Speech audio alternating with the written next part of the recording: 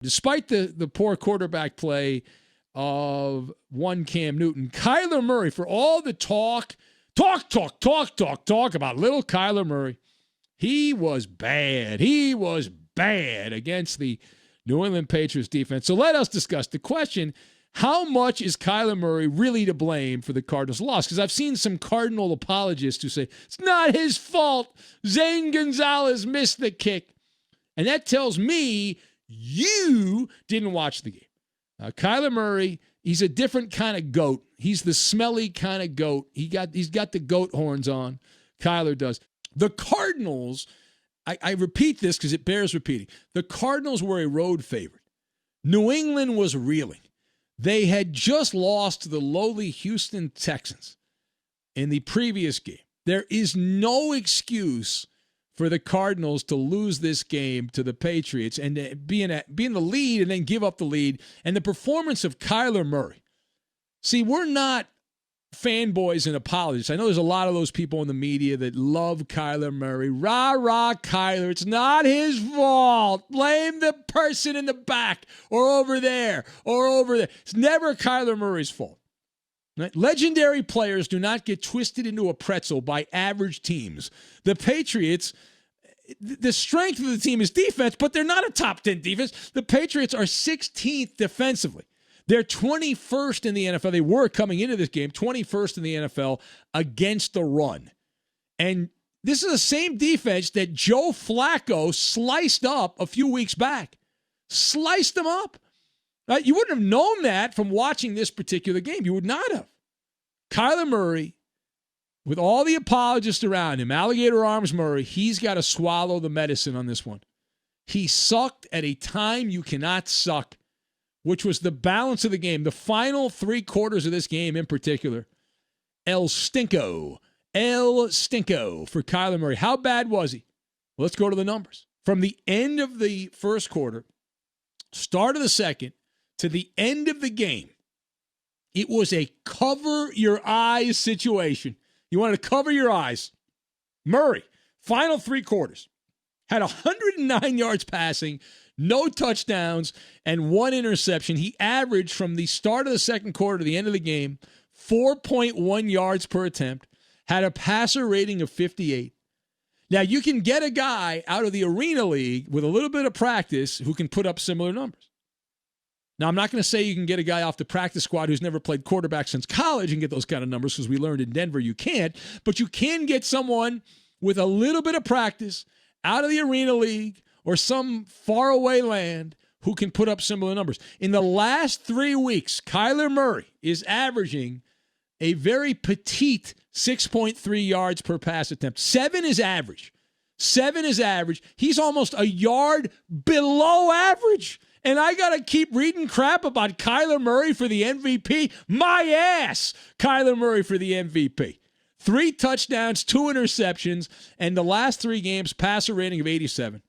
Arizona should have lost all of those games. There was that fluke Hail Mary, and that is a fluke play against Buffalo. Otherwise, Arizona's on a 3-game skid here, but they did win that game, so they're 1-2 the last 3. Now, secondly, there is a bigger problem, the Komodo dragon in the room for the Cardinals, hyped up as an MVP candidate.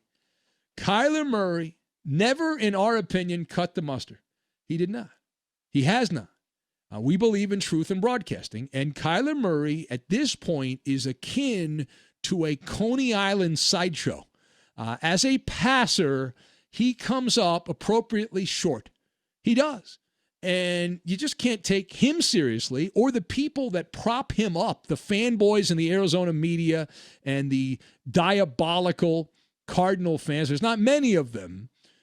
But what do I mean? If Kyler Murray is unable to run, if Kyler Murray has to play with his arm, he has almost nothing. He has almost nothing. Without the ability to run, and he has to only throw the ball, then Arizona has almost no chance to win. For example, in this game, Arizona, against the Patriot defense, they were able to check Kyler Murray. They held him to 31 measly yards on 5 carries. That's it. 31 yards on 5 carries for Kyler. And he has been exposed as an imposter when forced to win games with his arm. His goose is cooked. It's not my opinion. It is a fact. Now, what's my evidence?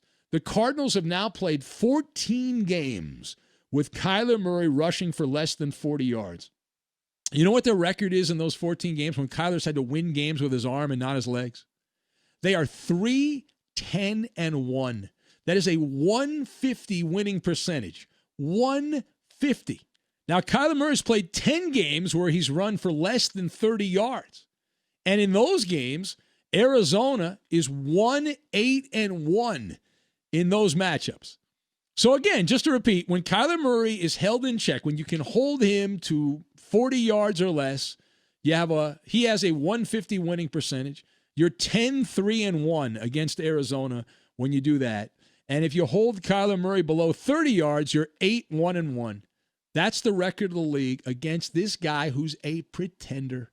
He's a pretender. You got to get it done with your arm. This is all gravy. The running stuff is gravy because when you play better teams down the line in the playoffs, we've seen this time and again, more times than not, you're forced to win games with your arm. And he has yet to show he can consistently do that. That is the reality of the situation. All right, final thought. So Bill Belichick put together a master class on how to defend the mobile quarterback this weekend, which is odd because Bill Belichick was schooled by his student, his long-ago student, Romeo Crennel, and the Houston Texans last weekend. Deshaun Watson sliced up the Patriots defense pretty good. But the Patriots this week, they took away the read option plays, which is the meat and potatoes of the Cardinals playbook. And Kyler Murray was drowning. He was playing desperate. The Patriots blitzed him 35% of the time. They were able to blitz Kyler Murray. And that is another one of those cheat codes. That's how you stop Kyler Murray. You blitz Kyler Murray, you mess him up. Murray, 6 of 11 with an interception and a sack when going against the Patriots blitz. He averaged a futile 4.7 yards per pass attempt when the Patriots were blitzing. Now, I'm giving you a lot of numbers here, but they're important numbers. And that continues a disheartening trend. Right? You're not going to like this if you're a Kool-Aid drinking fanboy, rah-rah, of the little fella. But Kyler Murray now has more interceptions than passing touchdowns against the blitz in his career. He's made more interceptions than touchdowns when facing the blitz. Now, meanwhile, for the Patriots, they get back into the win column. So the Patriots get to 5-6. They're the 10th seed in the AFC. They got some help because the Raiders took it on the chin against the Atlanta Falcons, and the Ravens are looking like they're going to lose on Tuesday night. Who the hell knows who's going to show up for Baltimore? So the Raiders and Ravens, the two teams who are ahead of them in the AFC, who are not also in the playoffs, and they hold the tiebreaker. The Patriots hold the tiebreaker. They beat the Ravens. They beat the Raiders. So if they finish squared up with the Raiders or Ravens, the Patriots would get in. Now, this is all dreamland nonsense. The Colts and Dolphins at 7-4 are the 6th and 7th seeds. And the Colts lost pretty convincingly. The Colts lost their game to the Tennessee Titans. The Dolphins were able to get their bye. They picked up the bye win over the Jets. So those are the last two teams in. However, until New England gets on the right side of 500, and they have a shot here, there's a path to do it because they play the two LA teams, the Chargers and the Rams, back-to-back, belly-to-belly. And the Chargers game the Patriots should win. Although you could have said the same thing about the game against the Texans. The Ram game, that Ram defense, my God, is really good. But we know the last time the Rams played the Patriots, Sean McVay was like a teenager starstruck by Bill Belichick. So anything's possible in that matchup again. But until they get over 500, it's hard to really say that they're going anywhere. Now, I do like the fact that they didn't embrace the tank. That is encouraging.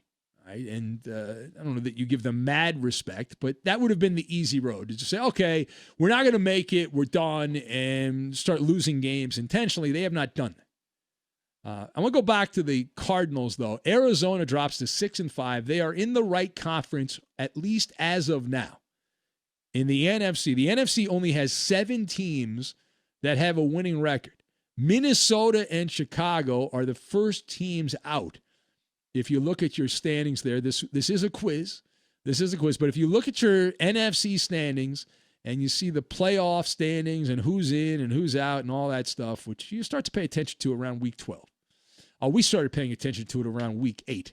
But when you look at the standings, all right, the NFC's got 7 teams.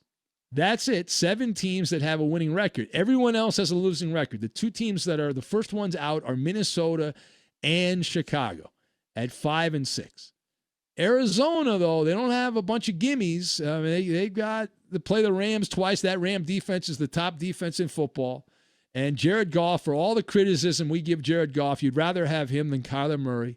Most knowledgeable football people would say that, at least as a passer. And Kyler's not very good, but Jared Goff sucks also. But you'd rather have him throwing the ball. You'd rather have him. How about this? Kyler Murray now has been intercepted 3 times on passes tipped at the line of scrimmage. That leads the NFL, which is appropriate because Kyler Murray is 5'10" playing quarterback. And you watch the Cardinals play, and it looks like it's some kind of a video game glitch.